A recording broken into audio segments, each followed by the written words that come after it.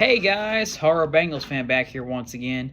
Decided to remake a video real quick, and that is this time 2005's horror film Cursed, which is kind of a werewolf kind of horror film. It stars Christina Ricci, Joshua Jackson from Dawson's Creek. It's got Jesse Eisenberg, who was in The Social Network and Zombieland 1 and 2, American Ultra, which is a movie people forget about, which is a pretty good movie.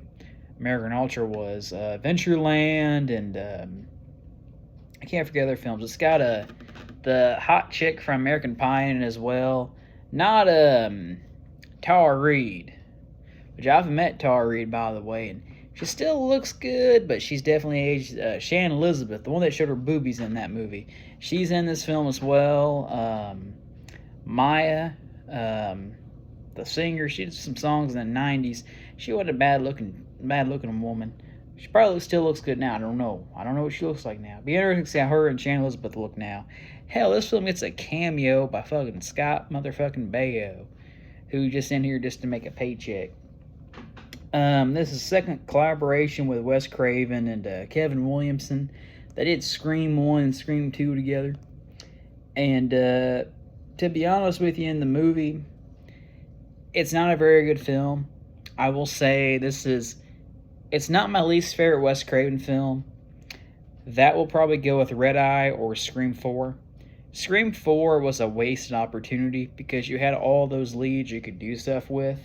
And, let's just kill them off. No. If you had an opportunity to reboot a franchise, and they fucked it up. This movie here, speaking of fucked up, this film was fucked up by a studio. And that is right here on the back of the DVD. I know you can see it. Dimension Films, Miramax, and the Weinsteins. Yes, the hashtag #MeToo Harvey Weinsteins. Those guys. Those 2-bit hacks. So they basically, what they wanted to do was, this film was initially supposed to be rated R, and it was supposed to come out in October of 2004. But those 2-bit hacks, Harvey Weinstein, those Weinsteins folks, wanted it to be PG-13 to appeal to a limited audience. And, well, they didn't get that effect because this film bombed when it came out. And there is a reason why this film badly bombed.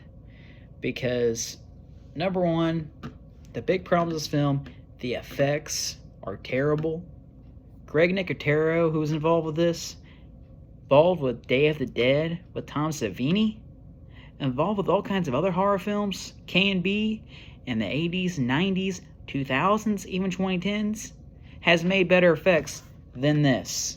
The effects are terrible in this movie. Even the werewolf turning effects are terrible.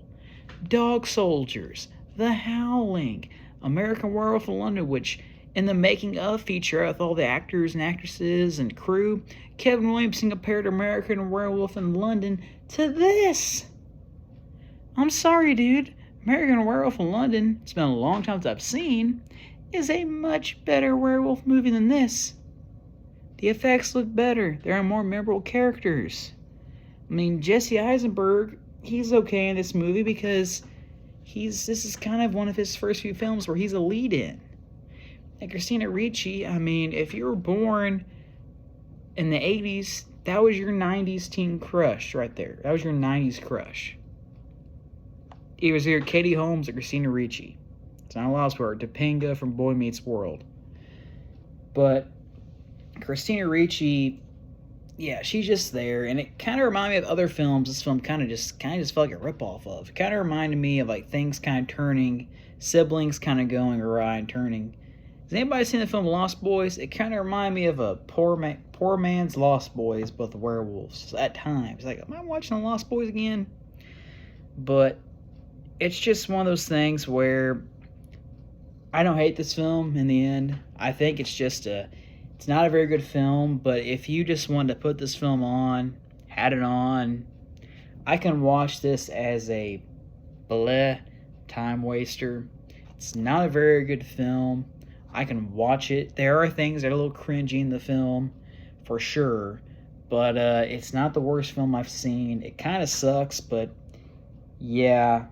And to be honest with you, the people who paid this for like $25, $30 in Scream Factory, I am sorry. If you're a fan and like this film, that's great. I know people that are. If you are, that's all right. But this movie just wasn't my cup of tea. I can watch better Wes Craven films. Shocker, People on Their Stairs, Serpent and the Rainbow, Nightmare on Elm Street, Scream, Scream 2. I even like Scream 3. But this was one of those films where, yeah, that's how I'm going to sum it up. The features, you get some decent features on here. I caught a little bit of the behind the fangs, the making of Cursed. And yeah, there wasn't much to it. It was the basic, like, little preview of the film, just getting hyped up about it. The Cursed effects, don't know anything about it. And there was some commentary and some scenes they were talking about the movie becoming a werewolf. So, yeah, the features on this so far, yeah, there's decent features, but you don't get much detail about the film. And I don't think there's anything talking about the delay of this movie. And I know people on YouTube like Cody Leach have talked about we need the Craven cut. Hate to tell you, it's not going to happen. But anyway, this video is going to be a little bit lengthy, but my half-assed thoughts on Cursed. It's not a very good film. I can watch it as a time waster at best, but yeah, this is not the worst film I've seen out of Wes Craven's filmography. That'll be Scream 4. But this movie, not very good.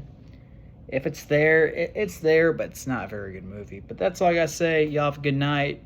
And if I don't make another video until the end of the year, y'all have a very safe Merry Christmas, Happy New Year, Happy Holidays. Take it easy. Take care. Horror Bengals fan, signing out. Later.